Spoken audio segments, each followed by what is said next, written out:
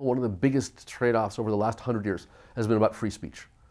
On the one hand, we like to say we are a country founded on the principle of free speech, and particularly in comparison with the British history of the 18th century, we did not accept the idea of the government having the authority to tell people what to think or what religion to practice or what political views to hold. And so we have this very, very strongly grounded narrative in American history that we are the country of free speech. And it goes back to that heroic story I mentioned before. Sometimes there are setbacks. McCarthyism was perhaps unfortunate.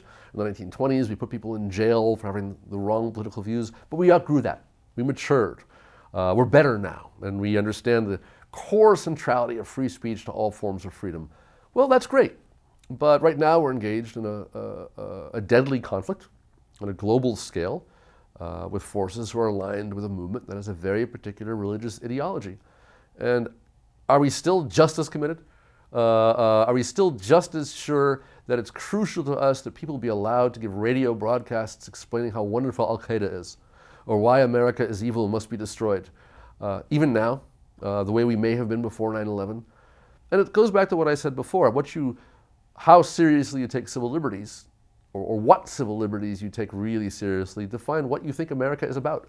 Because if your answer is yes, preserving free speech and preserving a full-fledged commitment to free speech is more important than silencing people who might be rousing our enemies, that's a strong statement. That's putting something on the line. And if you say no, free speech is terribly important, but it has limits. And we have to figure out what those limits are, and moments of genuine threat to our nation are times to examine those limits. Well, that says something else. It's not a wrong answer or a bad answer, but it shows you're thinking about what America is all about in a really deep way. And to my mind, that's what makes the debates about civil liberties so interesting and so profound.